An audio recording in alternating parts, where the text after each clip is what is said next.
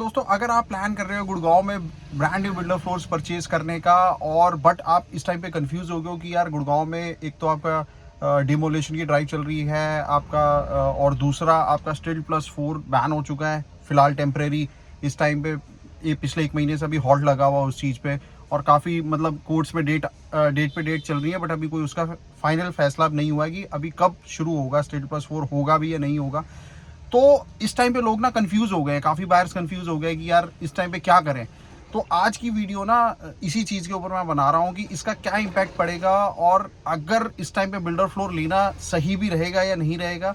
तो आप इस वीडियो पे बने रहो। अगर आप सीरियसली अभी वर्किंग कर रहे हो बिल्डर फ्लोर्स के ऊपर तो आपको काफ़ी हेल्प मिल जाएगी आज की वीडियो से कि इस टाइम पे सही डिसीजन क्या है कि आपको लेना चाहिए बिल्डर फ्लोर या नहीं लेना चाहिए। तो बने रहे दोस्तों इस वीडियो में। सो इम्पैक्ट से पहले थोड़ा सा हम इसका डिस्कस करते हैं कि पीछे आपका पास्ट में कब ये इंट्रोड्यूस हुआ। तो दोस्तों हरियाणा गवर्नमेंट ने फर्स्ट टाइम आपका स्टिल+4 हरियाणा में शुरू करा था समवेयर अराउंड 2019 में। 2019 में ये एक नया स्टिल+4 आया था हरियाणा में जो इंट्रोड्यूस हुआ था। उसके बाद आपका 2023 में इसको 2023 के मतलब इनिशियल ईयर में ही इसको सस्पेंड कर दिया क्योंकि काफ़ी सारी पिटीशंस आई थी कि भाई इससे हमारी जो सिविक इंफ्रास्ट्रक्चर है उसमें बहुत ओवरस्ट्रेंड हो रहा है। तो इस वजह से उस टाइम पे गवर्नमेंट ने इसको बंद कर दिया, सस्पेंड कर दिया टेम्परेरी बेसिकली। और फिर उसके बाद अगर हम बात करें 2024 में गवर्नमेंट ने इसको दोबारा स्टार्ट किया स्टिल+4 को विद कंडीशंस कि आपको you have to take the permissions from your owners. NOC के साथ आप अपना स्टिल+4 अगर आपको एनओसी मिलती है तो आप स्टिल+4 बना सकते हो। तो एंड एज ऑन डेट अब अगर आज हम 2026 की बात करें एंड हरियाणा हाई कोर्ट का जो डिसीजन आया उसमें स्टिल+4 इस टाइप पे टेम्परेरी दोबारा हॉल्ट है। इसके बाद जो दोस्तों अप्रैल 16 या अभी जो पीछे जो गया अप्रैल का 16, 16 या 17, 18 अप्रैल में एक ड्राइव शुरू हुई डिमोलिशन ड्राइव। डिमोलिशन ड्राइव आपकी कौन सी, जो कि आपके जो घरों के आगे जो रैम्स है उन रैम्स को DLF फेज 1, साउथ सिटी 1, तो सुशांत लोक 2 जो लाइसेंस कॉलोनीज हैं उनमें ये ड्राइव चलाई गई और काफ़ी उसमें इलीगल जो रैम्स थे उनको डिमोलिश करा गया। और जो आपके जो आगे घरों के बाहर जो ग्रीन एरिया कईयों ने बना रखा था उसको तोड़ा गया क्योंकि पीछे कहीं पर कुछ रिपोर्ट सबमिट हुई थी ये भी कि भाई जो आपकी जो मोटरेबल रोड्स हैं, लेट्स सपोज अगर हम देखें 10 मीटर की रोड है तो 10 मीटर की रोड आपका रैम्प और ये ग्रीन एरिया बनाने के बाद ये काफ़ी नैरो हो जाती हैं। तो उसमें मोटर मतलब कई जगह तो ऐसी सड़कें जहाँ पर आपका आमने सामने एक रोड में 2 गाड़ियाँ भी नहीं निकल सकती। तो उसके बाद ये डेमोलिशन ड्राइव चली। अब एज ऑन डेट इस टाइम पे बहुत अच्छा काम किया DTP ने भी, काफ़ी सारे डिमोलिशन ड्राइव्स इसमें करी हैं।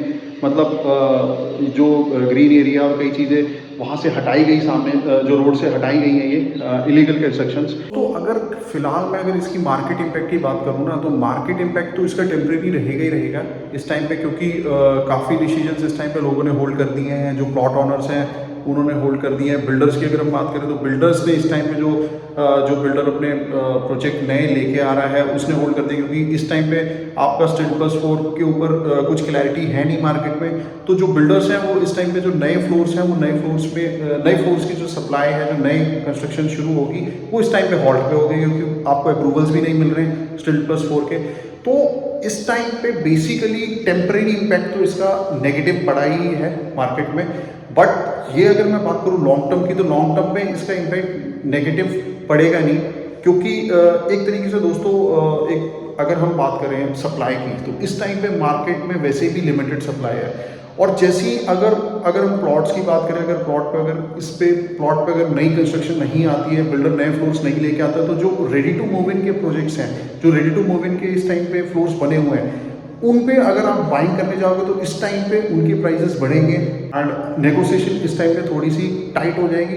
बिल्डर इस टाइम पे नेगोशिएशन थोड़ा टाइट करेगा और फ्लोरों के प्राइसेस बढ़ेंगे। और अगर इसकी अगर लॉन्ग टर्म की भी अगर बात करें, अगर ये डिसीजन अगर इन फ्यूचर भी स्टिल+4 का नहीं आता है, अगर हम वर्स्ट अगर लेके चलें तो भी आपकी फिर, क्योंकि गुड़गांव की मार्केट दोस्तों डिमांड ड्राइवन है, सबको पता है। जो अच्छे डेवलप्ड एरियाज है, सुशांत लोक 1, DLF फेज 1, फेज 2, सुशांत लोक 2, सेक्टर 43 एंड आपके साउथ सिटी 1, जो अच्छी जो लाइसेंस कॉलोनीज हैं गुड़गांव की, उसमें डिमांड हमेशा रहती है।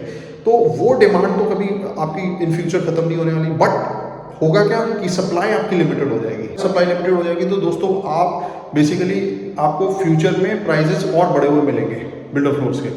तो ये एक टेम्परेरी इम्पैक्ट तो है फिलहाल इस टाइम पे।